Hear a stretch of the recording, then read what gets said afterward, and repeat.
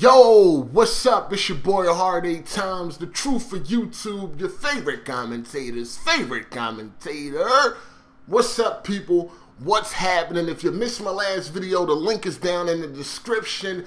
Facebook group, gamer tags, all of that shit is down in the description. Make sure you check it out. Also, go follow me over there on Twitch. That link is down in the description. I will be streaming a lot more. I just streamed the last couple of days. It's been pretty good. So, check that out. Now, I've been noticing a little trend going on here. Now, you know, maybe it's a coincidence or whatever like that, or maybe it's nothing, but it seems like everybody that believes this generation is going to be worse than last generation seem to be Nintendo fags.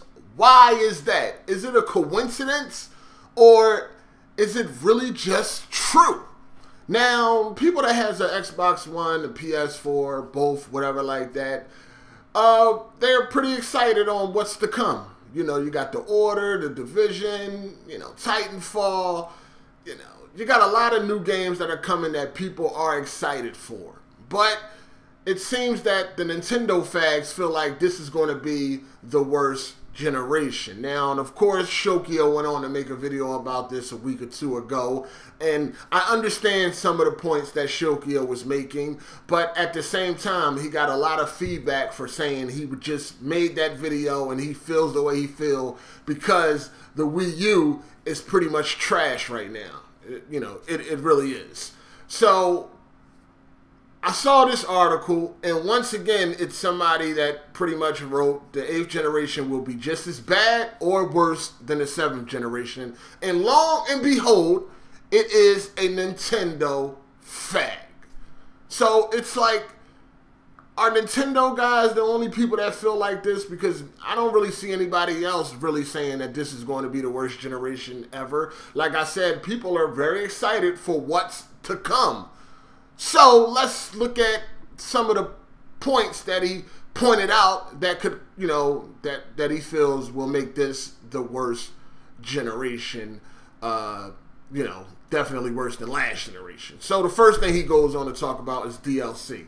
He says he's always been against the idea of downloading content for a game because he knows how greedy developers are, and he feel like developers are leaving out content or taking out content from the game to sell it as DLC. Now, we know some developers do practice this bullshit way of DLC, but not all DLC is bad. I mean, even though you look at last generation, you know, you had the DLC for Battlefield 3, which was pretty fucking amazing. It definitely did what DLC was meant to do. It extended the life of the game. People are still playing Battlefield 3 now. I pretty much played it up until Battlefield 4, which was 2 years. So that's you know, that shows you that DLC is still done right. Also, you have to look at Grand Theft Auto 4 and its DLC, The Ballad of Gay Tony and The Lost and Damned. The DLC was amazing.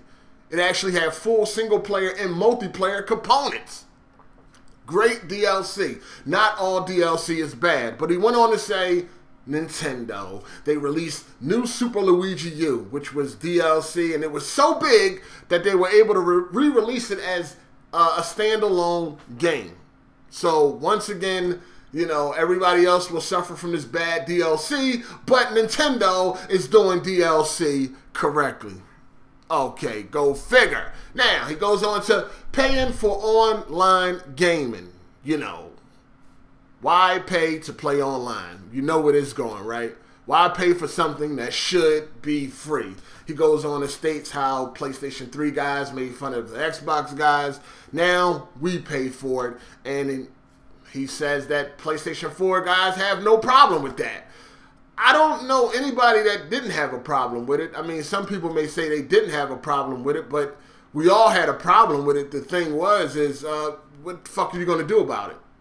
And then it kind of made people, the reason why a lot of people didn't have a problem with it or didn't really voice their problem with it is because PlayStation Plus and the games that they give you, you know, the service is so good. People are like, hey, fuck it. I mean, the service is so good. I'll make my money back with all the savings and the free games that they give you. And, of course, he goes on to say it's not free if you got to pay for PlayStation Plus.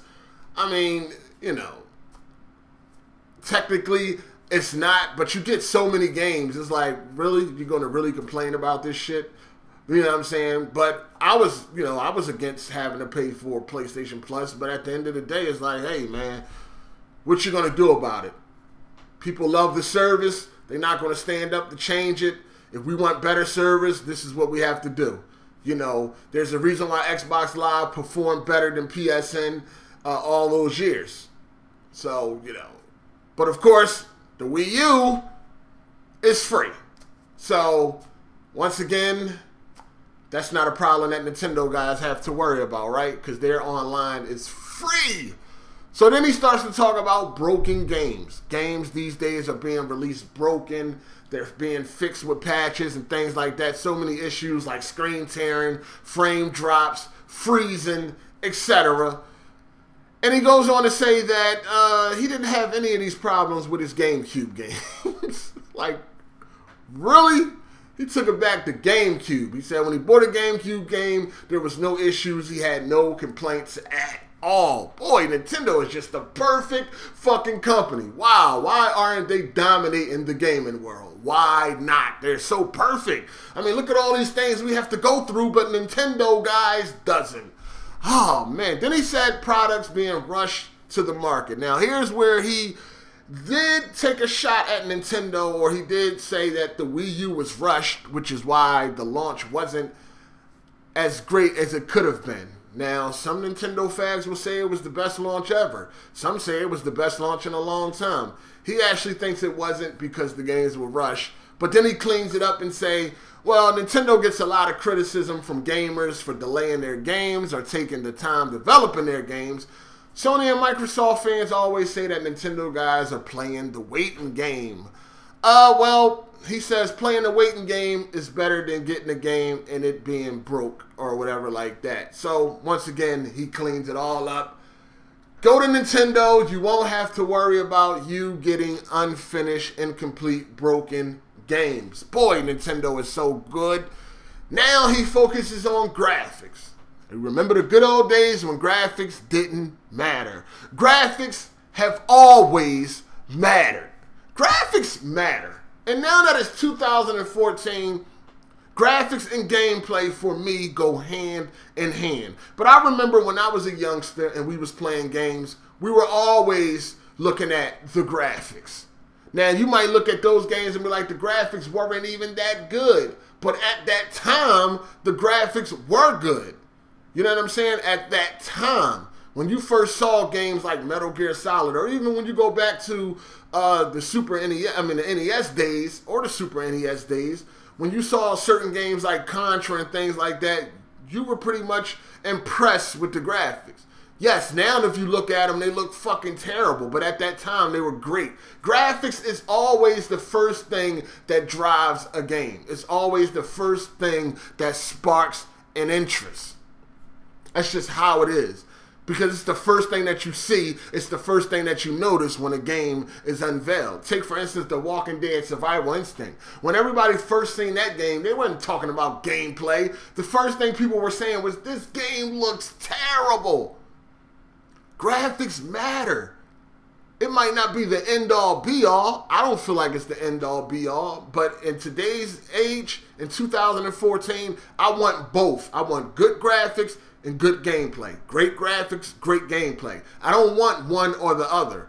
I don't want great gameplay, okay graphics. I like to have both. That's just me though. But graphics is always matter. But it's funny now, you know, graphics don't matter. But I remember before the PS4 and the Xbox One were shown or announced, these Wii U Nintendo fags was running around here talking about full 1080p. Need for Speed is getting PC-like textures. It makes the 360 version, it looks better than the 360 version, or Batman looks better than the PS3 and the 360 version. Graphics this, graphics that. Y'all remember that? I know y'all ain't forget it ain't been that long ago, but now that the PS4 and the Xbox One is out and it destroys the Wii U in graphics, like it's not even a comparison, now it's all about the gameplay. He goes on to say, well, Nintendo always focuses on the gameplay. He said Sony is now making interactive movies instead of video games. Take a look at The Last of Us. This game was praised for its great story and graphics. I heard very little about this game's gameplay. What? Like, Last of Us is an interactive movie? Now, if we would have used Beyond Two Souls as this point, that would have been different. But The Last of Us is an interactive movie? No, not at all. And The Last of Us had solid gameplay. It had good gameplay. Yes, it had a better story. You know what I'm saying? The story might have been better than the gameplay because the gameplay was nothing innovative or anything like that, but it was solid. It was nothing to complain about, and it was nothing to praise. It's still, like, I don't even understand this shit right here. Like, what the fuck? He's saying now that, you know, the focus is, and you know, developers are now focusing on making games beautiful rather than telling a good story or whatever like that. He said Nintendo is the only developer I can think of that still focuses on gameplay. The gamepad is proof of that. Really? Really? Oh boy, Nintendo. You and your fags. I tell you, boy, they will go to the ends of the earth. He also goes on to talk about too much of the same. Too much of the same games being made. A Nintendo fag got a nerve to complain about. Now, he does go on to say that, you know, they already had 5 Mario games or whatever like this. There's been a bunch of Mario games, and he thinks Mario needs to take a break. And he's saying, you know, games like Wonderful 101 was great, but we need new IPs. But I don't hear Nintendo fags screaming about new IPs. All I hear Nintendo fags screaming about is, give us a Metroid. Give us a F-Zero. Where's Star Fox? Where's all these other games that they had already played? Now, granted, they might have not played them in a long time, but you rarely hear Nintendo fags screaming for new IPs. Every time I see them, it's give us another Zelda. Give us this. Give us that. And it's always games that they didn't already had. Maybe not in a long time, but they didn't had them. So, the bottom line that I'm saying on this is that it seems like only Nintendo fags are the ones screaming that this generation is going to be bad or worse than the last. Is it a coincidence, or is it just going to be true? Because we know the Wii U fucking sucks. You know, their exclusives don't have a lot of replay value. I mean, how much of Donkey Kong Tropical Freeze are you going to play? How much replay value does that game have? After you've done that game, then what? You have to play that waiting game again because there's no third-party support to fill in the gaps. So, I mean, I don't know. It seems to me that these Nintendo dudes are the only ones screaming that this generation is going to be bad and it's going to be worse than the last. Everybody else is excited for what's to come. You know, the PS4 dudes, the Xbox One dudes, they're all excited for what's to come, but Nintendo seems to be the only one that's talking about this generation is going to be bad. I don't know. Let me know what y'all think down in the comment section. If you liked the video, hit the thumbs up. If you didn't, hit the thumbs down. This your boy Hard 8, and I'm out. Deuces. Hey!